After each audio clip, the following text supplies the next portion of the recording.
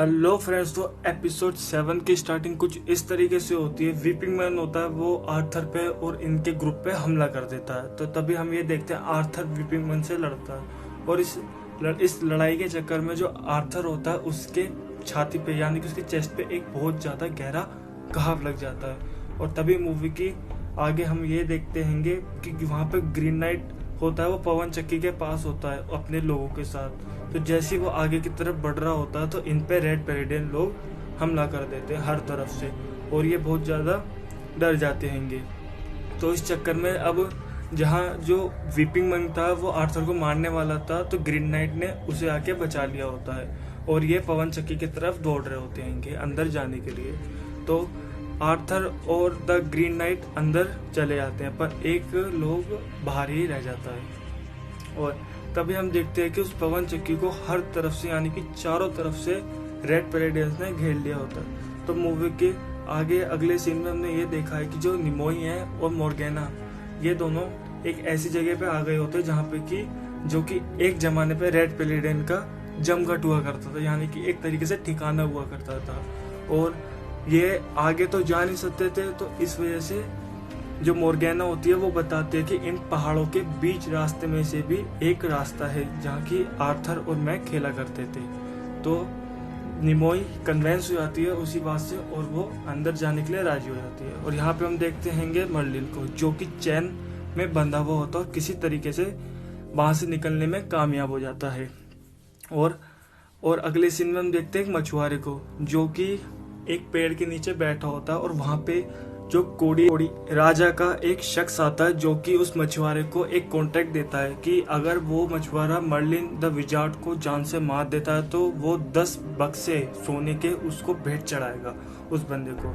और ये जो मछुआरा होता है बहुत ही ज्यादा खतरनाक होता है। तो अब अगले सीन में हम ये देखते हैं कि जो निमोई है और मोर्गेना ये उसी गुफा के अंदर जा रहे होते हैं। तो जब ये उस गुफा से गुजर रहे होते हैं तो उनको अलग अलग से क्रिएचर के चित्र दिखाई देते हैं जो कि दीवारों पे छपे हुए होते हैं और उनके अंदर इतिहास लिखा हुआ होता है कि क्या क्या यहाँ पे बीता है और क्या क्या आगे बीतने वाला है। तो वहाँ पे जो निमोई होती है वो उस तलवार से अपने आप को काबू नहीं कर पाती और उसी चक्कर में वो तलवार मोर्गेना को देती है। मोर्गेना लेती नहीं है तो वो उस तलवार के बस में हो जाती है और उस तलवार को उस गहरी अंधेरी खाई में फेंक देती है जिस वजह से उसे बाद में रियलाइज होता है कि उसने कितनी बड़ी गलती कर दी। तो अब मोर्गेना उससे कहती है कि तुम कोई बात नहीं गलती हो गई। अब वो नीचे जाती है उस तलवार को लेने के लिए। तो अगले सीन में हम ये देखते हैं कि यहाँ पे जो पवन चक्की होती है इसके अंदर और भी बहुत लोग होते हैं और वहाँ पे ग्रीन नाइट भी होता है। तो वहाँ पे वो कन्वेंस करने और एक रास्ते से वहाँ पे स्क्विरल भी आ जाता है अंदर। और तभी जो वीपिंग मैन होता है जो बाहर एक फे आदमी रह गया होता है उसे बहुत बेरहमी तरीके से टॉर्चर करता है, उसके हाथ काट देता है ग्रीन नाइट को बाहर बुलाने के लिए। तो ग्रीन नाइट जैसे ही बाहर जाता है तो जो आर्थर होता है वो उसी लड़के को जान से मार देता है। तो अगले सीन में हमने ये देखा है कि मर्लिन है जो वो एक जगह आया हुआ होता है जो एक बूढ़ी लेडी होती है यानी कि एक ओल्ड लेडी होती है वो अपने बच्चों के साथ खेल रही होती है और वहाँ पे मर्लिन उससे मिलने आया हुआ था। और ये जो ओल्ड लेडी होती है ये और कोई नहीं होती, ये वही दाई होती है कि जिसने उस क्वीन की मदद करी होती है नकली बच्चा लाने के लिए जो रेड पेरिडियन का क्वीन जो किंग होता है उसके बदले में। तो अगले सीन में हम ये देखते हैं कि जो मोर्गेना है वो नीचे पहुंच जाती है उसको तलवार में मिल जाती है कि तभी उसको एक अनवांटेड सी आवाज आती है और वो आगे बढ़ती है। और यहाँ पे दिखाया गया है कि जो निमोई होती है उसको बहुत ज्यादा फिक्र होती है और वो उस लड़की को बताती है कि जो मर्लिन है वही मेरा फादर है। वो यकीन करने को राजी नहीं होती और वो कहती है कि तुम बहुत ज्यादा अनलकी हो कि तुम्हारा मर्लिन फादर है। और तभी जो मोर्गेना होती है वो नीचे अपनी फ्रेंड यानी कि सीलिया को देखती है जो कि ब्रूटली जली हुई होती है हर तरफ से और वो बताती है कि मैं अब जिंदा नहीं हूँ, मेरी ये सोल हैगी। और जो उसकी सीलिया फ्रेंड होती है वो मोर्गेना के जीप पे एक स्पाइडर रख देती है यानी कि उसके ऊपर एक ब्लैक मैजिक टाइप कर देती है कि जिस वजह से मोर्गेना होती है वो अपने वश में नहीं होती है। और वहीं जो वीपिंग मैन होता है उसके पास और कोई चारा नहीं होता तो वो पवन चक्की को आग लगा देता है। और यहाँ पे जो निमोई हैगी वो एक मशाल जला रही होती है। तो जैसी वो मशाल जला रही होती है उसको एक विजन आता है कि जो उसका प्रेमी यानी कि जो आर्थर रहेगा वो झुलस रहा है गर्मी के अंदर, कि वो परेशानी में हैगा, क्योंकि यहाँ पे पूरी पवन चक्की जल रही होती थी और सारे फे लोग जितने भी इसके अंदर होते थे खतरे में होते थे।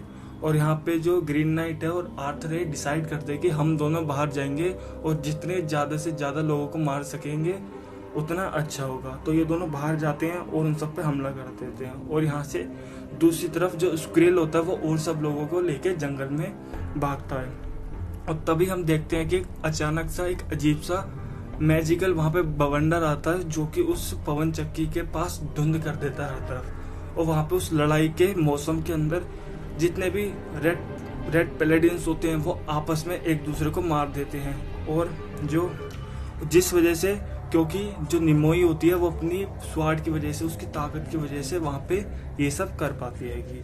और तभी हम ये देखते हैं जो फिशरमैन होता है वो उसी ओल्ड लेडी के घर में आया हुआ होता है और वहाँ पे उन सभी खेलते हुए बच्चों को और लोगों को जान से मार देता है। और यहाँ पे हम देखते हैं पिम को जो कि शिप पे होती है और रेड पैलेडियंस का खेमा लूटने जा रहे होता है इनका ग्रुप, क्योंकि सोने के लिए इनको सोने की तलाश होती है। एक लुटेरे का जहाज होता है। तो यहाँ पे पिम को भी इनके साथ जाना होता है। तो जो जिस लड़के से पिम प्यार कर रही होती है वो उसको एक लॉकेट देता है जिसका नाम होता है सी बर्ड। तो वहाँ पे सारे लोग मर जाते हैं, बस एक यही बचती है पिम। तो अगले सीन में देखते हैं मर्लिन है वो उस दाई को लेके एक राजा के पास पहुंचता है जिसकी 3 बेटियां होती हैं। वो हकीकत का राजा होता है और वो अपना खूनी दावेदार होता है उस राजगद्दी का हक जताने के लिए। और वो उसे एक लालच देता है कि मैं अगर तुम्हारे को एक इकलौता सबूत दूं जिस वजह से कि तुम अपना राज्य का हक साबित कर सको, क्योंकि वो एक दाई होती है।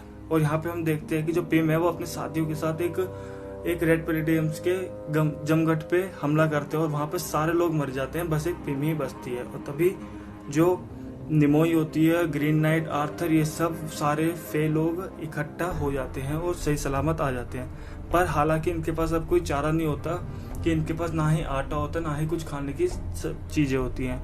और वहाँ पे एक जोरदार तरीके से एक मोटिवेटेड स्पीच देती है कि निमोई, और वहाँ पे सब उसको द फेक क्वीन बुलाने लग जाते हैं, यानी कि अब जो निमोई है वो फेक क्वीन बन चुकी है।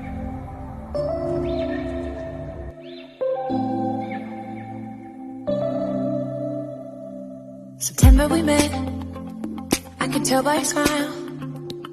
You hadn't been with a good girl like me in a while.